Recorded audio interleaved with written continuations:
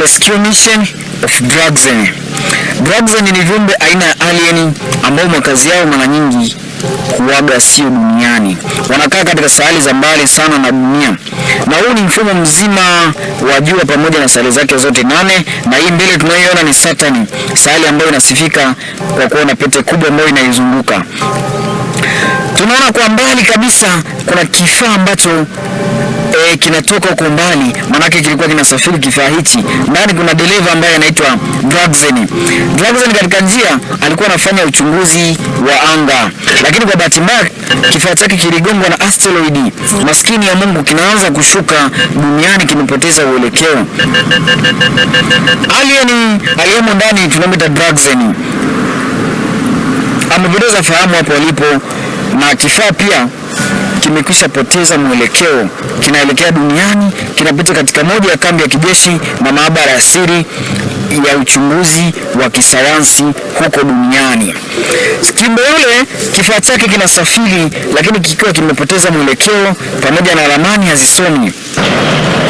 Lakini rada pamoja na sensa za anga ziligundua kwamba kuna kifaa kipya kimeingia, na kamanda akadai kwamba eneo hilo ambacho kifaa hicho kimedondokea basi lilindwe.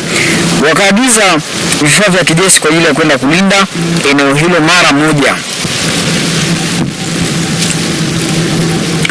Eneo hili limetengwa na serikali mahususi kwa ajili ya udadisi na uchunguzi wa kisayansi, na huku ndiko ambako kifaa na kile chombo cha Draxen au tunaweza kuita UFO, manake unidentified flying object, yani kiumbe kisichojulikana au kitu kisichojulikana ndio kimedondoka huku karibia na eneo la jeshi na maabara ya uchunguzi wa siri. Sehemu ile iliwekewa ulinzi wa kutosha.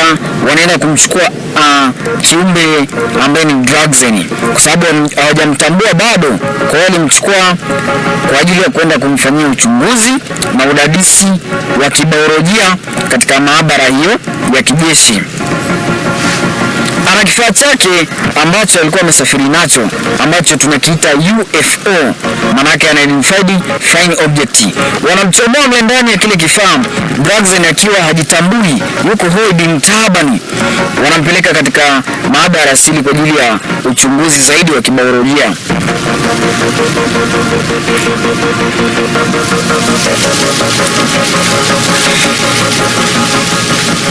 Ndani ya hiyo maabara kuna military engineer na viongozi ambao na mafunzo ya kijeshi kwa ajili ya kufanya uchunguzi.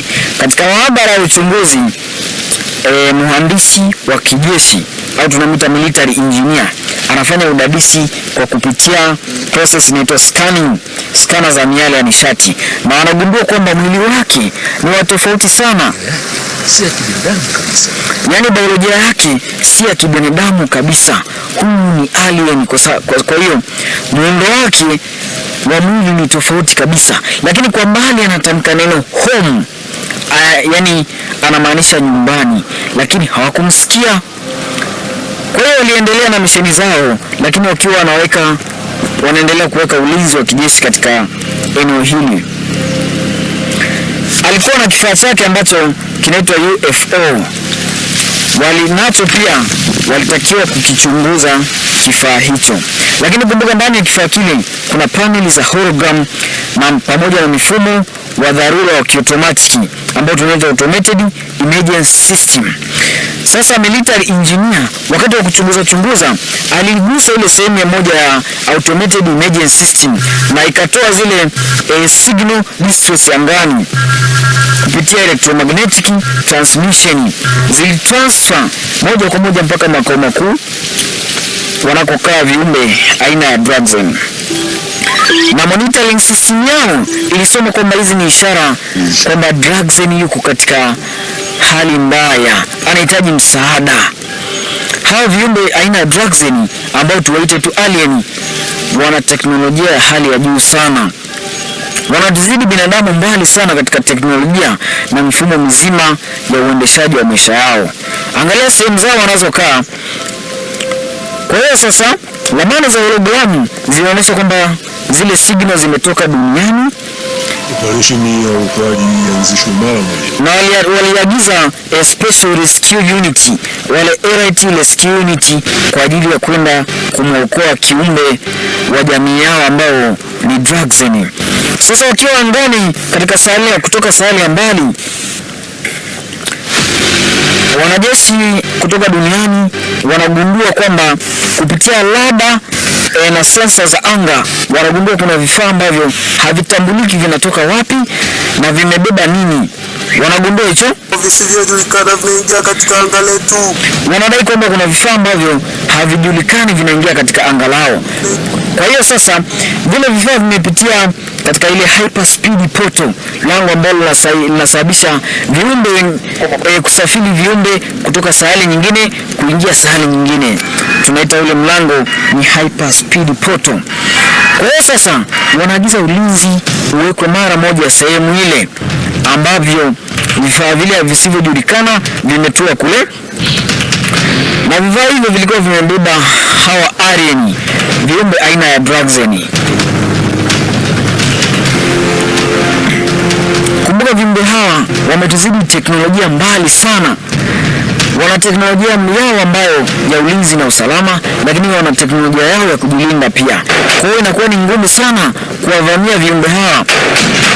Hapo waliweka energy shield, yani ngao ya nishati kwa ajili ya kujilinda.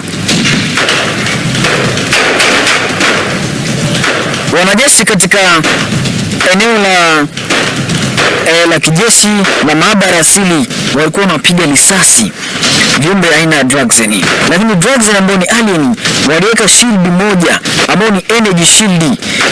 Shield hii haiwezi kupenyesha risasi wala aina yoyote ile ya mabomu, kwa sababu ni shield ambayo inakinga hali ya juu sana. Bila wanazuia tu, na inaonekana kwamba viumbe hawa hawawashambulii, wenyewe wanajizuia tu. Sasa lengo lao ni lipi? Wanajeshi walipiga risasi, wakachoka, wakaagiza maguruneti, wakapiga pia mpaka maguruneti. Anasema kwamba labda wamekuja kumkomboa mwenzao, mbona kama hawashambulii? Ni mashambulizi. Akaamuru kwamba kamanda wa kijeshi, cease fire, sitisheni mashambulizi mara moja, na ndege zote za kijeshi ziliamuriwa kwamba zisitishe mashambulizi hayo mara moja.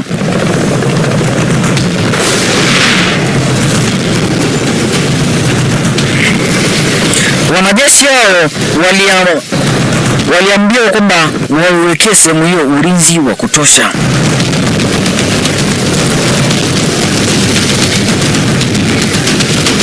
Sasa baada ya muda waliamuru kwamba sehemu hii mashambulizi wasitishe, ceasefire, na baadaye wakachukua wale viumbe aina Draxen wakawapeleka katika maabara ambao mwenzao alikuwa amehifadhiwa huko, Draxen ikiwa hajitambui. Kwa hiyo wanatumia energy healing, aina fulani ya nishati ambayo inamtibu binadamu au kiumbe aina Draxen pale pale, wanamtibu pale pale na anapona. Kwa sababu alikuwa amepoteza fahamu, basi wanatumia njia zao ambazo wanazijua na wanafanikiwa kumchukua, wanamchomoa kule katika maabara asili ya eneo la kijeshi. Na hiyo unayoiona hiyo tunaita hyper speed portal, ni lango ambalo unapitia kama unataka kusafiri kutoka sehemu ya sayari na kuelekea katika galaxy. Kwa hiyo wanapita na vile vifaa vyao, wanaelekea katika sayari yao kule walikotoka, sayari ya mbali. Ile rescue unit au Elite Rescue Unit wanapotelea katika hyper speed portal. Wanasayansi wanabaki tu wameduaa.